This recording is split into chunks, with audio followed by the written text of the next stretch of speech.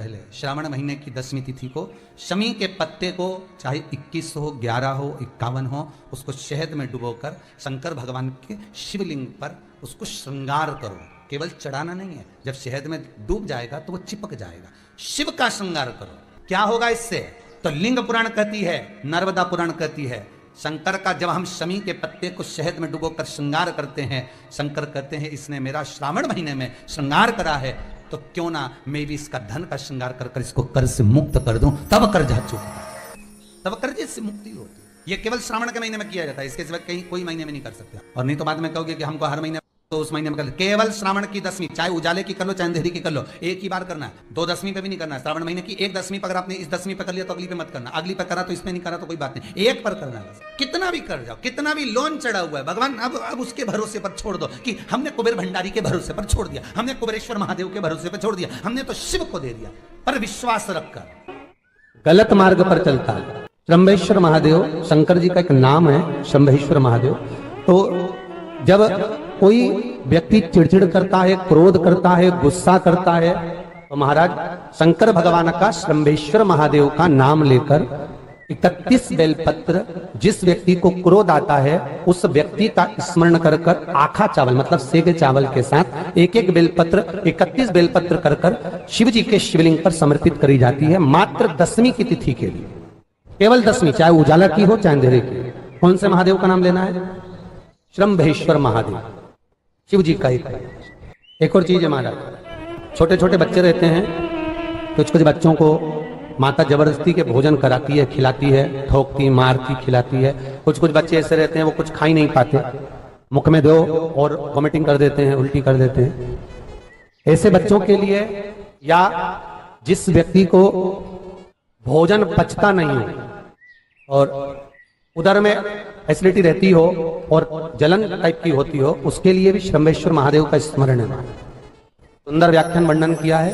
शंभेश्वर महादेव के ठीक सामने अर्थात भगवान शंकर के किसी भी शिवलिंग के सामने एक तांबे के लोटे में जल रख लीजिए, तो जल के अंदर 3 बेलपत्र डाल दीजिए, एक पीपल का पत्ता डाल दीजिए, शमी के 11 पत्ते कलश को छुआकर शंकर भगवान के शिवलिंग पर शंभेश्वर महादेव के नाम से चढ़ा दीजिए। उस जल को उठाकर ले आइए, 1 रात्रि तक घर के अंदर रखना है।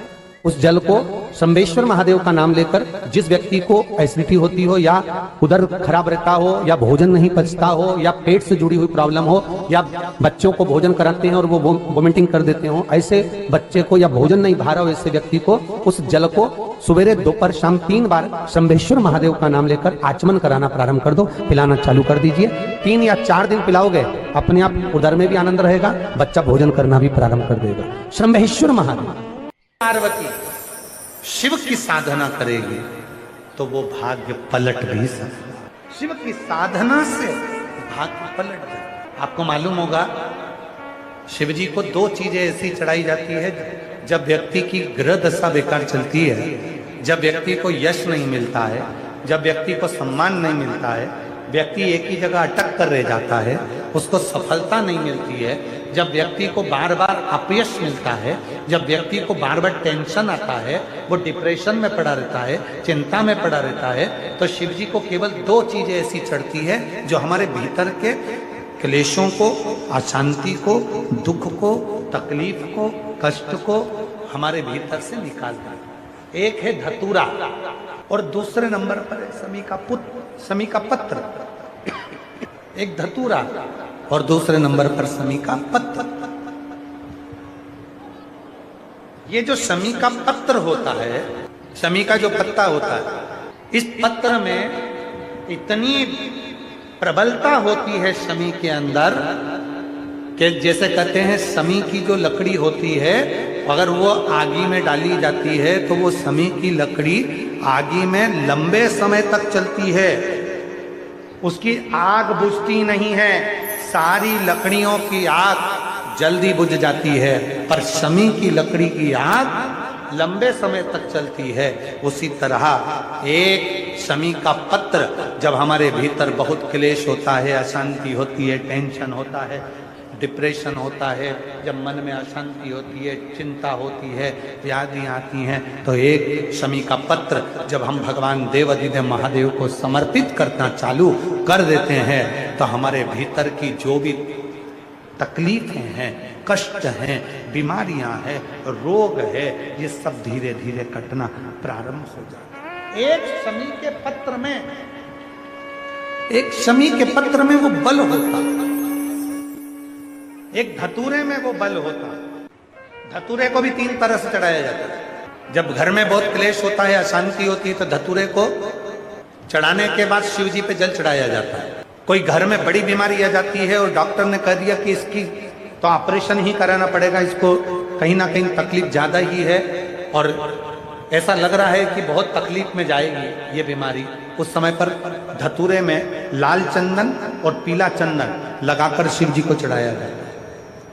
और तीसरे नंबर पर जब घर के लोग सब अलग अलग दिशा में जाने लगे, ना ये हमारी सुने ना वो हमारी सुने, सब अलग अलग दिशा में भाग रहे हैं, तब धतूरे के साथ 5 काली तिल को डालकर धतूरे पर शिव को समर्पित करना प्रारंभ किया जाता है, तो सब ठीक होना प्रारंभ। 3 क्रम धतूरे। एक शमी का पौधा ऐसा होता है जो योनियों में, वृक्ष की योनि में अंतिम योनि पर लाकर रुक जाता है। कौन सा? शमी। इसलिए पंचदशमी पंच शनि पूजन की महत्वता होती है। क्यों कहा जाता है कि अगर कोई आपको ज्यादा परेशान कर रहा है, बहुत टेंशन दे रहा है, बहुत ज्यादा अगर वो इतना हताश हो गए कि आपने सोच लिया अब तो मर जाऊं तो अच्छा है, इसका नाम लिख जाऊं, ये सब चीज करने से अच्छा है 5 दशमी। दशमी जानते हो? 5 दशमी, कोई सी भी 5 दशमी आप चुन लीजिए, परंतु वो दशमी अमावस्या के पहले वाली नहीं होना चाहिए, वो पूर्णिमा के पहले वाली दशमी। 5 कोई सी भी दशमी पर शमी के वृक्ष के नीचे जाइए, घी का दीपक लगाइए, शुद्ध जल तांबे के पात्र में लेकर जाकर अर्पित करिए। पहले दीप जलाना, उसके बाद शमी के पौधे में जल डालना और पौधे उस वृक्ष के नीचे बैठकर जल चढ़ाकर वहीं पर एक चावल का दाना समर्पित कर कर बाबा से प्रार्थना करना कि बाबा मुझे बहुत कष्ट है, ये मेरा एक तकलीफ मुझे दे रहा है, बस आप मेरी तकलीफ को दूर करना। शिव की ऐसी कृपा होगी। 5 शमी पूजन, जब विजय दशमी के भाव से दशमी आपके यहाँ पर भी पूजन होती है, विजय दशमी पे हमारे यहाँ शमी के पत्र की बड़ी पूजन का महत्व है। 5 दशमी 5 शमी पूजन कर ली जाती है, तो जो भी आपका द्रोही होता है वो आपसे दूर हो जाता है या आपसे स्नेह कर कर आपके करीब आ जाता है। ये शमी पूजन वृक्ष योनि के अंतिम योनि का पूजन। सारे वृक्षों पर पत्थर पड़ जाते हैं, पर शमी के पौधे पर पत्थर किस लिए हम मारेंगे? कौन मारेगा? उसमें तो कांटे लगे रहते हैं, कौन मारेगा उसको? क्या कांटा झड़ाएगा पत्थर मारकर? हम तो यहां तक कहेंगे कि शमी की आराधना साधना आपके द्रोहियों को, दुश्मनों को भी दूर कर देती। और मेरी जीजियों, मेरे जीजाओं, मेरी बेटियों, बेटाओं, मेरी माताओं, मेरे बुजुर्ग माता पिता स्मरण करें, जब जब यदि आपका हृदय दुख है, मन दुख है, तो एक शमी की पत्ती को शंकर के शिवलिंग पर जरूर चढ़ाएं, सारे दुख अपने आप समाप्त होना प्रारंभ। शमी का